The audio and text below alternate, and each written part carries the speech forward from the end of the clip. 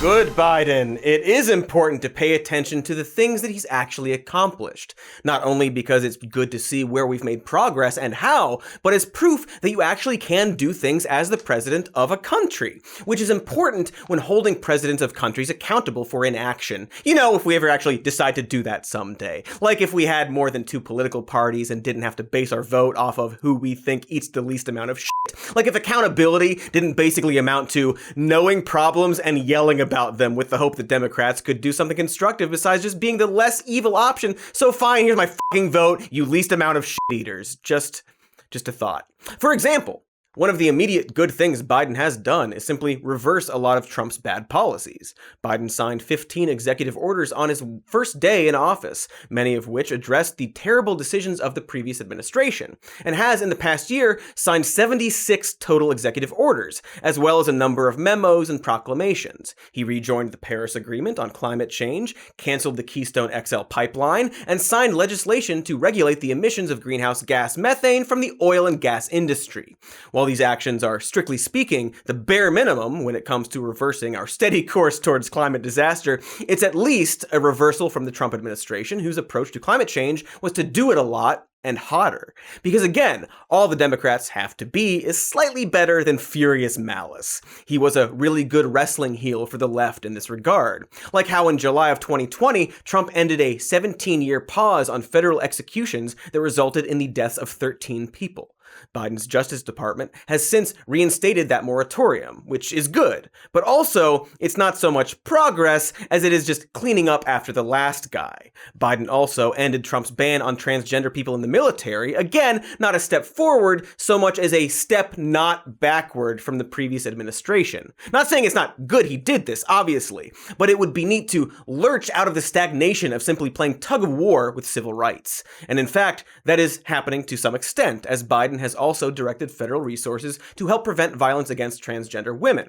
Specifically, having the Office on Violence Against Women fund grants for transgender-serving organizations. The National Institute of Health has also prioritized research on gender-affirming procedures in order to improve standards for both physical and mental health. And speaking of human rights, Biden also signed executive orders stopping the Muslim travel ban and halted construction of the very expensive border cheese grater. He also directed the DHS to begin uniting migrant families that were separated under Trump, although not nearly as many as we need. Not by a long ass shot of a butt.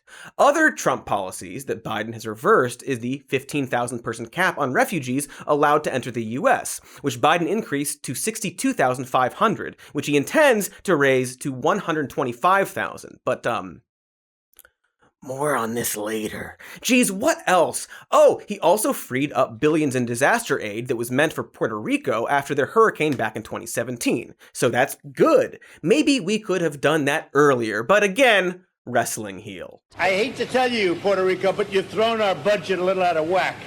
Today, with storm preps underway, he blasted the island as one of the most corrupt places on Earth, adding, "I'm the best thing that's ever happened to Puerto Rico." Biden has also reversed Trump's attack on national monuments and native lands. Trump had removed federal protections of New England's Northeast Canyons and Seamounts Marine National Monument and Utah's Bears Ears National Monument and Grand Staircase Escalante National Monument, opening them to land development and mining. This was opposed by conservationists and Native American tribal groups who pointed out that it was an attack on their land and culture.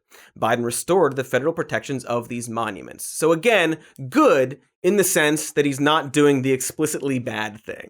But it's kind of like praising a babysitter for not pissing directly on your kids. But in his defense, Biden has done more than just reverse some Trump-era policies. In terms of the environment, he tightened fuel efficiency standards so that by 2026, fuel efficiency will be nearly 1/3 higher than it is right now. That's an actual campaign promise he followed up on. And speaking of, he's also been addressing his campaign promise of rebalancing the federal courts after Trump appointed an astounding 30% of federal judges during his term. So I guess that's still a Trump issue, but Biden has gotten more federal judge confirmations at this point in his presidency than any previous president. His appointees are also far more diverse by race, gender, and career experience, including former public defenders, civil rights attorneys, and voting rights experts. So that's good. But also, it turns out the Democrats are across the board just more likely to confirm a racially diverse group of judges than Republicans. Imagine that. Wowee. Hey, thanks for watching that clip. Here's the evergreen end plate to ask you to like and subscribe. It's any day of the year where you are.